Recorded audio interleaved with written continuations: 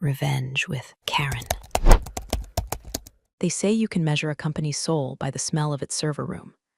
Ours reeked of desperation, fried plastic, and Axe body spray, thanks to the recent influx of dynamic hires, fresh off LinkedIn boot camps, and TikTok resumes. I knew we were screwed the moment Aspen wheeled in a ring light for her first all-hands meeting and opened with, "Hi, besties. Let's disrupt some paradigms today." This woman married the CEO's only son after one hot yoga retreat and was promoted to Chief Innovation Officer before she even learned what a DNS record was. She wore white stilettos to the data center, called our mainframe chonky, looked me dead in the face once and asked if Java was still a thing. And still, I stayed quiet, because for 12 years, I was the failsafe. Not by title, but by survival. I duct-taped back-end skeletons together with midnight code pushes and unbilled hours. When a corrupted dependency almost wiped our vendor history, I was the ghost in the shell that restored it before anyone noticed. I held the keys to systems nobody else even knew existed, which is probably why I was invisible enough to fire. But before I hand you the full dish, do me one small favor. Tap that subscribe button and give this story a like. 97% of folks never subscribe, and it seriously helps the team keep these stories coming. All right, back to the carnage. The morning it all kicked off, Aspen strutted into the 8:30 a.m. strategic renewal sink, sipping a green juice that looked like it had committed crimes. The room fell into an awkward silence, the kind you get before someone says something really dumb.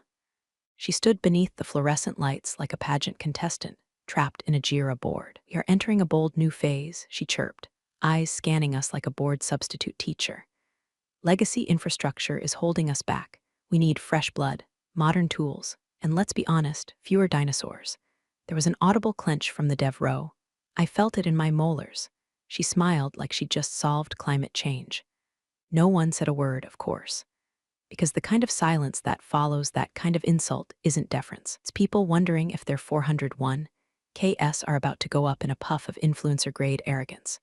She clicked through a Canva deck, littered with buzzwords she couldn't pronounce. "We'll be sunsetting outdated systems and replacing them with scalable, modular frameworks," she announced, tapping a diagram that was literally a screenshot from someone's GitHub README. "I want you all to feel empowered to challenge norms." What she meant was, "You're all replaceable." I watched her lips move and thought about the DNS failover I'd had to reroute manually last week because her pet migration team forgot to map the secondary. I thought about the undocumented database hooks I'd written back in 2017 that were still keeping our logistics dashboard breathing. And I thought about the NDA she'd signed without reading, the one that explicitly stated my proprietary scripts were mine alone. I said nothing. Ended the meeting with a fake laugh and a dismissive wave. "Let's get to work, fam. The future waits for no one, except it does Aspen, and it waits with claws." 2 days later, I got the calendar invite. Subject line, "Quick Sync HR," no agenda, no context, just a cold little placeholder sitting at 4:30 p.m., the corporate equivalent of a guillotine being wheeled into the courtyard. I'd seen it happen before. The vague invites, stiff body language, the glassy smiles from HR as they escorted seasoned employees out like felons. They never scheduled it in the morning. No, they waited until the end of the day, like firing someone was just another to-do item after updating Slack channels, and pretending they cared during Diversity Week. I walked in, and there she was, Aspen, perched on the edge of the HR manager's desk, like she was doing a photo shoot for Fast Company. Nepotism edition. Fake concern was so thick I could smell the synthetic vanilla from her overpriced perfume melting under the fluorescent lights. "Claire, so glad you could make it," she said, crossing one leg over the other like she'd just learned the gesture from a Tech's YouTube clip. "This won't take long."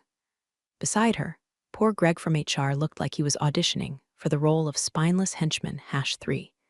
He slid a branded folder toward me like it might bite him. "As part of our clean slate initiative," Aspen began, voice dripping with smug corporate treacle, "we're restructuring certain legacy roles to better align with our future-focused vision." Translation, "You're old. You make me look stupid in meetings. And you know I'm a fraud." I didn't blink. I didn't frown. I just listened. "We really appreciate your years of dedication," she added, pausing like she couldn't remember what it was I actually did. "We're moving in a new direction, more agile, more collaborative, more youthful. There it was, the youth dagger. I watched her toss it out like confetti while wearing a pastel blazer she probably bought off an Instagram ad for boss babes. Greg slid the severance agreement forward. This includes a standard package, and we're offering you outplacement support, plus 3 months of Cobra coverage if you enroll by Friday. I glanced at the paper, scanned the legalese. Always forget I used to audit our own contracts. Aspen leaned in, smiling like a teenager who just pulled a fire alarm for attention. Any questions? I looked her dead in the face. No, I said, folding the paper neatly into thirds. Just one thing. She tilted her head, ready to swat at whatever pathetic protest she thought I'd squeak out. You have 15 minutes, I said. She blinked. I'm sorry, I stood, sliding the badge from my lanyard and placing it gently on the desk like a grenade with the pin just pulled. 15 minutes until the patchwork falls apart, I said. Until the tools you never understood start screaming. Until the logs go dark, the queues overflow, and the invoices you streamlined stop processing. Her face twitched, just barely. I leaned closer, voice low and calm. This isn't revenge, Aspen, just done fixing things you were too proud to admit you broke. Then I turned and walked out. Not a single raised voice, not a single curse, just quiet footsteps down a sterile hallway as 1,000 quiet failsafes began their countdown. I didn't go home. I walked 2 blocks down to Cafe Elwood, ordered a black coffee and a cranberry scone I wasn't hungry for, and sat in the corner by the window where I could still see the north face of the building. 15th floor. Old domain, lit up like nothing had changed. Like there wasn't a loaded gun under their desk, and I just quietly removed the safety. The first sip of coffee scalded my tongue. Good. I needed to feel something besides this low hum of what the hell did I just do vibrating under my ribs. My phone sat face down on the table. No vibrations, no calls, no last-minute wait, let's talk this through. Just silence and the faint taste of ash in the back of my throat. Maybe I should have left a trail, an anonymous email, a tip-off to someone in the back-end crew. Maybe I should have burned them with a public memo detailing every ignored report, every shortcut Aspen called efficient. Hell, maybe I should have just kept my mouth shut and taken the severance with a side of soul rot. Instead, I walked. I stared up at that glass and concrete ego cube and felt the guilt creep in sideways. Maybe I'd set a fire and just walked away without checking who was still inside. My hand drifted toward my bag, found my tablet. Old instincts kicked in, type up a fallback guide, log a remote override, send a just-in-case Slack message to Darren in procurement, who always remembered my birthday and once cried in the server room after deleting a root folder by accident. I opened a blank email draft. Typed, if you're reading this, the system has likely, I stared at it. Backspaced it. Closed the draft. No, they chose this. Aspen chose flashy over functional, chose buzzwords over backups. And the CEO, he handed her the keys like she was Moses descending from Mount Malibu with tablets etched in marketing slogans. They never asked how the system actually stayed afloat. They didn't want to know it was me running silent cron jobs at 3 a.m. to catch billing errors before clients saw them. They didn't want to know about the ransomware that nearly breached finance last September, how I'd spotted the signature in the logs, and quarantined it before legal even heard the word malware. They didn't care that the last 3 CTOs had quietly leaned on me to fix things they couldn't admit they broke. And Aspen sure as hell didn't read the NDAs she signed, one of which explicitly granted me ownership over the auto-patching scripts that had been the company's crutch for the last 5 fiscal quarters. They wanted invisible. They got it. I watched a janitor push his mop cart through the lobby. Same guy who used to call me Miss Claire and leave double chocolate Milanos by my monitor during holiday weeks. I almost waved. Instead, I finished my coffee. Still hot, still bitter, like me. It started with a flicker. Email bounced. Then 2, then 47. Dashboards began ghosting, first the logistics portal, then procurement. API calls returned 500s like confetti at a pity party. The internal ticketing system locked out everyone at once, and the autoresponder helpfully chirped, "Your session has expired. Please contact your system administrator." Which, well, they'd just fired. From my corner in Cafe Elwood, I refreshed the news feed. A blip. Then a second. A vendor post on LinkedIn that made me choke on my second cup of coffee. Due to a technical issue at Redacted, all fulfillment operations are paused. We are investigating with urgency. Beneath it, a comment, "Didn't Claire used to run that? Oh, sweet child." Inside the 15th floor, Aspen was doing her best impression of a headless chicken in Laubautins. Her precious cloud migration had gone full Titanic. Turns out, uploading your entire vendor stack to a service you don't understand without verifying credentials or checking compliance flags is less visionary and more clinical negligence. I imagined her tapping her iPad, swiping at screens like she could will the graphs back to life. I imagined the new hire she praised last week, a real go-getter from TikTok University, sweating bullets in a swivel chair while Slack notifications lit up like a heart monitor flatlining. My phone buzzed. First, it was Marcy in finance. Marcy, hey, weird Q, did you maybe archive the Q4 reconciliation tool somewhere? Then Darren, Claire, are you seeing this? Nothing's syncing. Aspen's having a meltdown. Then the CEO's assistant, Anna, who once brought me soup when I had the flu in Q2 2018. Anna, Claire. I know you're gone. I respect that. But please, where are the vendor logs? I just stared at the screen, thumb hovering. Temptation to reply? Electric. But I didn't touch a thing, not yet. Instead, I scrolled to the internal status page. The usual green check marks were hemorrhaging into angry reds and sad yellows. A note had appeared at the top, likely authored by some poor intern named Bryce. We are currently experiencing a temporary disruption in service across multiple systems. Please bear with us as we resolve the issue. Thank you for your patience. Patience. That's rich. I sipped my coffee and opened the group chat from the old infrastructure team, most of whom had already jumped ship months ago.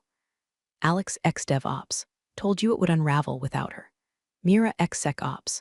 Can we start placing bets on when Aspen gets reassigned to new opportunities? Carlos ex-backend lead. I give it till Friday. Tops. Then a new name appeared, Aspen. My eyes narrowed. She'd found the chat. Aspen, hey everyone. Can we please keep things positive? We're all doing our best here, Sparkles # solutions not blame. It took every ounce of restraint not to scream laugh in public. I leaned back, phone in one hand, coffee in the other, and watched from my cozy booth as the empire I held together with bash scripts and spit started to crack apart like a dropped snow globe. 15 minutes. It had only been 11. The breach alert hit the CEO's smartwatch mid-sentence, was halfway through a PowerPoint slide titled 2025. Scaling trust when his wrist vibrated 3 times in rapid succession. An internal signal protocol the IT team had agreed would only be used for catastrophic failures or active cyber attacks. He excused himself with a smile that twitched like a shorted wire and bolted from the boardroom, tie half loosened, jaw clenched. By the time he reached the elevator, Eagle had already flagged the incident to Risk, and Risk had flagged it to Audit, and Audit, God bless them, had quietly begun combing the infrastructure logs for names. One popped up again and again in the recent deletion records. Claire Forrester, the irony? Nothing Claire did was sabotage. 3 days earlier, 72 hours before Aspen's Circus Act reached its peak, I revoked my own administrative scripts. The ones I'd coded after hours, ones that kept orphan processes from flooding the network, that sanitized input fields against injection attacks, that quietly patched broken handoffs between the old ERP and the shiny new marketing dashboard. I'd never billed for them, never bragged. I didn't need to, but they were mine, and I had the foresight to retain ownership. Aspen signed the clause herself, too busy tick-tocking her promotion day fit to read what she was authorizing. Now those scripts were gone, not deleted, just not theirs anymore. The main supply chain node failed at 10:46 a.m. 10 seconds later, the SSO login for 4 major clients refused authentication. The sandbox billing environment began executing live transactions. The company's internal VPN throttled to a crawl, triggering an auto-lock that kicked out 27 remote employees. And at the eye of the storm, Aspen, standing in the server room she once called the angry data closet, surrounded by blinking lights, and a stunned, silent tech team from some outsourcing firm in New Jersey that billed $400/HR to reboot routers and Google acronyms. She held a clipboard. For what? No one knew. Why isn't the rollback script working? She snapped. A junior dev with bleached hair and the defeated eyes of a man who just watched his crypto wallet implode muttered. Claire used to handle this. Aspen flinched. Well, Claire's not here, is she? No one responded. Then the doors flew open and in walked the CEO. His face looked like someone had just told him the yacht he named after his wife had been torched for insurance fraud. Aspen, he barked, voice hoarse. What the hell is going on? She plastered on a smile so fake it should have come with a Prop 65 warning. Just a little turbulence while we pivot to our cloud-first solution. We've got clients screaming breach. Audits on fire. Legal says there's a licensing issue with our transaction middleware, she interrupted. Claire must have changed something on her way out. It's not my fault, he stared at her. Claire left 3 days ago. I know, she said, voice cracking. But her systems, she made herself too essential. She was essential, he snapped. Just didn't know it because you were too busy rebranding Slack channels. Silence fell. Even the server fans seemed to slow, like they were pausing to enjoy the drama. One of the techs cleared his throat. She didn't change anything, sir. We checked. The systems just stopped compensating. What does that mean? It means she was patching things manually. Quietly, she didn't sabotage us. She just stopped saving us.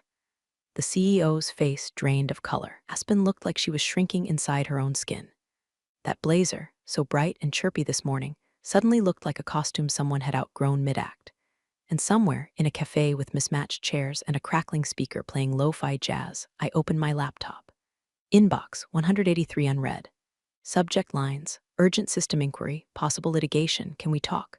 One-starred message from a name I hadn't seen in months. Subject, coffee sometime. Could really use your eyes on this. I didn't smile, but I did order another scone. The lawyers were the first to turn. Legal, those caffeinated vampires in tailored suits, descended on the situation like they smelled blood in the fiber optics. And they did. In the span of 4 hours, they unearthed expired API keys, third-party licensing violations, and one rather damning Slack message from Aspen 3 weeks prior that read, Claire's paranoid. Nobody cares about old contracts. Just delete the docs. They found the deleted compliance folder too, thanks to backups I'd quietly configured 2 years ago when Aspen first started treating documentation like an optional vibe. Turns out the contract for our main invoicing tool had lapsed back in March. I'd flagged it twice. Aspen called it vendor noise. How that same vendor had locked our access and was charging double to restore functionality under emergency resumption terms. Legal called it extortion. I called it a predictable tax on arrogance. Meanwhile, the real explosion came from our oldest client, a mid-sized logistics company whose system had been built around ours like an artificial limb. Their operations halted at 11:07 a.m. By 1:42 p.m., sent a letter of intent to sue for breach of SLA and damages. The PR team panicked and issued a scheduled maintenance advisory across all social channels. Unfortunately, someone forgot to turn off auto-replies in the Twitter DMs. The bots helpfully messaged angry clients with, "Thanks for your feedback. Our team is disrupting inefficiency and reimagining scalability Sparkle's laptop rocket." That one made the rounds on LinkedIn. Fast. By 4 p.m., Aspen was a ghost haunting her own office. No more chirpy emojis. No more blazers in TikTok pastels. Just her, hunched over a MacBook she didn't know how to operate, frantically flipping between dashboards that kept throwing error codes like tarot cards predicting doom. And then came the first message. Aspen text, "Hey Claire." Hope Irwell's smiling face with smiling eyes quick cue. "Do you know if there's a backup to the vendor hooks?" I locked my phone. Even blink, second message. Aspen email, "Hi Claire, I know things ended weirdly but would love to pick your brain on some legacy infra stuff. No pressure, just when you have time." Red folded best, Aspen. I let that one marinate in unread purgatory. She tried again. Slack ping, LinkedIn and mail. Even Venmo for Christ's sake, with a $5 transfer titled PLS answer. That one I screenshotted. The time the CEO cornered her in the hallway and demanded a timeline on restoration. She looked like she hadn't slept since the day she discovered dark mode.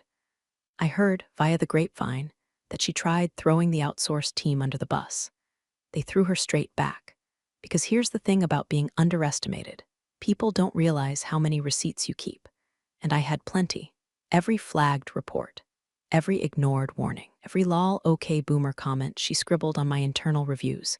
They were archived, encrypted, time-stamped. Part of me wanted to twist the knife right then and there. Send an anonymous leak to a tech blog. Tag her in every crash report. Print her Slack message about old contracts on t-shirts and send them to legal. But I didn't, not yet, because vengeance tastes better when they beg, when they know exactly how they failed, exactly who they shouldn't have dismissed. And Aspen, she was just starting to realize it. By morning, my inbox looked like a crime scene. Subject lines like blood spatters. Can we talk? I had no idea what she was doing to you. Claire, I'm sorry. Urgent, please respond. Just want to apologize for how that went down. Even the CEO's chief of staff, Linda, woman who once gave me a passive-aggressive Christmas card about emotional intelligence in technical roles, sent a 9-paragraph email that included the phrase in hindsight, "Your contributions were more foundational than we realized." No shit, Linda. I responded to none of them. But then a new email landed, flagged priority, marked confidential. The name on the sender line made my eyebrows lift. Aspen Prentice subject. Video call one last ask. The body was simple. Please, just 10 minutes. I'll say nothing you don't want to hear. I just need to ask. And I won't record. I snorted and clicked record anyway before I even accepted the invite. When the camera flickered on, Aspen looked human, and not in the polished, airbrushed way she usually presented. This was raw, sleep-deprived, mascara-flaking humanity. Hair was pulled back into a sad ponytail. Her oversized hoodie said #boss energy in peeling glitter. Claire, she started, voice hoarse. Thank you for taking the call. I said nothing. Just tilted my head like I was watching a zoo animal try to open a jar. I know I was, condescending, and I didn't respect what you did. I didn't understand what you did. But I've learned. The hard way. And I'm asking, please, can you help me fix this? She gestured vaguely to her screen, probably filled with red flags and Slack messages screaming in all caps. I'll pay you, she added. Personally, I need to make this right. If the board sees effort, I held up one finger. She stopped mid-ramble. I leaned in, voice calm and cool as glass. Your dad-in-law gambled on appearance over competence. That's not my fire to put out. She blinked. But Claire, they're saying I might be suspended. You already are, I said. Just haven't told you yet. Silence. She looked like a balloon slowly deflating. Her mouth opened, then closed, then opened again like a fish caught in a Wi-Fi outage. I clicked end call. And not 10 minutes later, the headline dropped in the internal HR feed. Aspen Prentice placed on administrative leave pending review of recent infrastructure collapse and compliance violations. The board wasn't just circling, they were feeding now. Questions were being raised about the CEO's judgment, about nepotism, about why Claire Forrester's name had vanished from the org chart a week before the company's entire backend decided to play Russian roulette. And me? I sat in my bathrobe, hair up, sipping a hot mug of not my problem. The kind brewed from equal parts earned rage, untold labor, and the clarity of someone who knows damn well what they're worth, especially after they've been taken for granted. Cold revenge? No, precision strike. And I hadn't even broken a sweat. The offer came in quietly, no flashy recruiter pitch, no LinkedIn fireworks. Just a sleek little envelope on my doorstep, hand-delivered with a handwritten note. Claire, we've always known what you're capable of. Ready when you are, SR. Stratum Systems. I laughed, out loud. Because Stratum had been circling me for years, poaching attempts, casual coffees, just checking in emails. But I stayed loyal. I fixed what wasn't mine to fix. I held a company together that treated me like a utility closet with legs. This time, I said yes. Consulting contract, 6-month retainer, twice the money, half the stress, no dress code, and most importantly, respect baked into the onboarding. They didn't ask me to prove myself. They asked how fast I could start and if I wanted a Mac or Linux box. Already had a list of projects they wanted my brain on, labeled Claire's tier. I took the Linux box. My first call wasn't a status check, it was a strategy brainstorm. And when I explained how to optimize their distributed load systems, someone actually listened, took notes, asked real questions. The CTO even thanked me twice. Week 3, I walked past my old building just to see if I'd feel anything. Office that once hummed with fluorescent pressure and sugarless ambition was empty, windows dark. A for lease sign duct taped to the inside of the door like a bad breakup letter scrawled on the back of a CVS receipt. It didn't sting. It didn't vindicate. It just was. The place had never been mine, not really. I was its spine, but they only noticed when they slipped a disc. The silence now, that was the real satisfaction. No fireworks, no parades, just the soft click of my boots on the sidewalk, the breeze rustling a piece of printer paper still taped to the lobby glass. Visitor Wi-Fi, welcome one. God, they never changed the password. I passed by without slowing down. No middle finger, no gloat, just a deep breath and the clean air of after. Back at home, my calendar looked like freedom. I worked from the sunroom, Wore socks with holes, brewed coffee that didn't taste like burnt expectations, answered only to people who respected what I did, and never, ever said let's disrupt legacy models with a straight face. They say revenge is best served cold. I say peace is served earned, and preferably with biscotti. I didn't just walk away from the fire. I built something better from the embers. Aspen's goodbye came wrapped in lavender gradient canva and empty sincerity. After much reflection, decided to take a break to focus on my wellness journey and reconnect with my purpose.